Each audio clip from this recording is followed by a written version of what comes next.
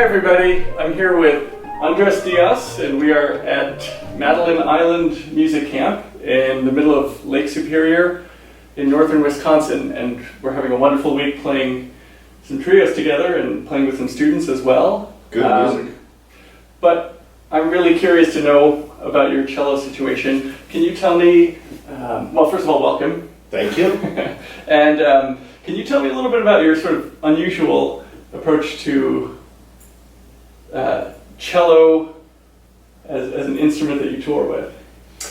Well, like any other cellist, I spent a good 30, 40 years traveling with a cello on, with all the nightmares with airlines, and they have to sit on a certain seat, and sometimes they don't even allow instruments.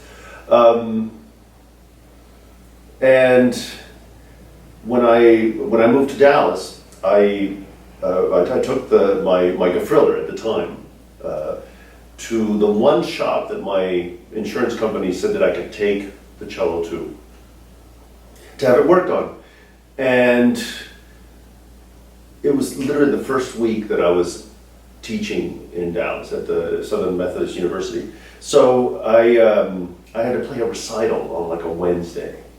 And I took the cello in on a Monday, and I said to the guy, look, you have 2 days to do whatever this cello needs. Because the cello had been kind of beat up during the whole summer and all that. And he handed me a cello that I could practice on for a couple of days, which was actually a Chinese cello. It's a $7,000 instrument that actually, when I got home, I took it out of the case, and I couldn't believe how incredible this cello sounded. So I bought it. I essentially gave the guy my credit card information over the phone and bought the cello. And then I went to pick up the gefriller, and I never played on it again. I just kept playing on the Chinese cello. Wow.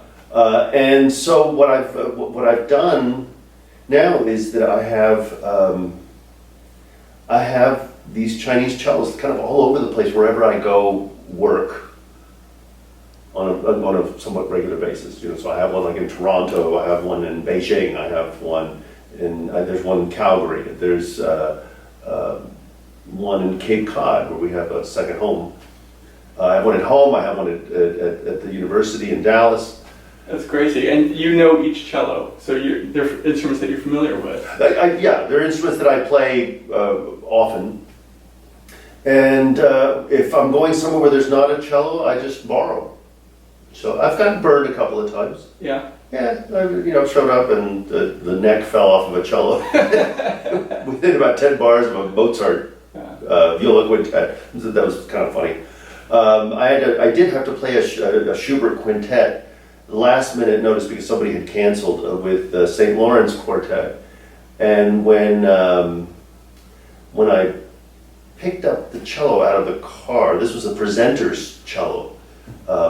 They had called me the same day, so I had to fly, and it was the ticket was just like crazy expensive. So when I took the cello out of the car, I thought, wow, something's moving around in there. I wonder, and it was a half-size cello.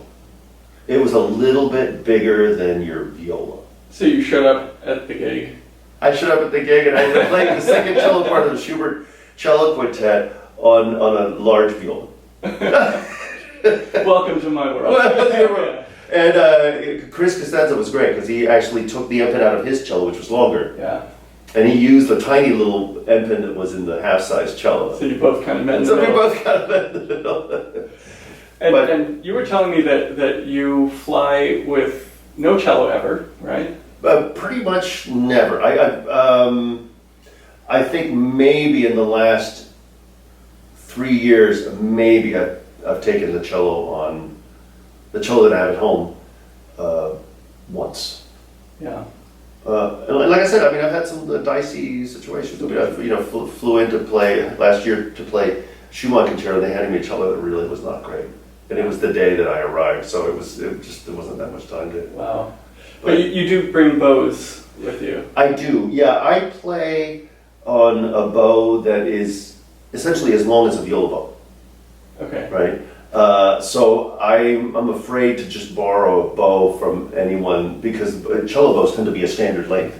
and I would fall off and probably put a hole on top of that. Because you need the extra. I'm just used to the fact that I can go that much farther. I have long arms, so it actually works really well. So you sustain longer than any other cellist. I don't have the bow technique of any other cellist, unfortunately. So my bow probably lasts about the same. Yeah. So can you just take a second to explain what the difference possibly would be between some of these modern Chinese cellos that you're playing that are made in semi-factory situations, right, versus a 19th or 18th century Italian cello worth millions of dollars that you've kind of said, hey. Well, the biggest difference is that the old instruments are like in weather like what we're having here, where it's really wet, and you get a rainstorm and then it's like soup outside, or in Miami where I was before. Is that the instruments change so much? You were saying about your viola that like it just feels like it's like a sponge. Yeah. When I went to, like, for instance, we did a trip with the Fairbanks Symphony. We did a tour of all of what they call a pipeline tour of all of Alaska. And the first 3 or 4 days, I had my gefriller with me, and the first 3 or 4 days that I was there, I could literally feel the instrument like changing shape, because it was just bone dry. Oh, I see. It was so and there was so much. Yeah, there was so much heat in the buildings that it was just bone dry. Wow. And then of course there were a couple of days I remember when we were there that was like 35 below, 40 below. I mean, it was just cold. I'm not sure we should ever do that to those instruments. I see. I'm going to make a lot of enemies with what I'm going to say right now, but I think all those instruments belong in a beautiful glass case, weather controlled, and should be played just for the fun of playing an instrument like that, and then they should go back. Yeah. I don't think people should carry them around in weather.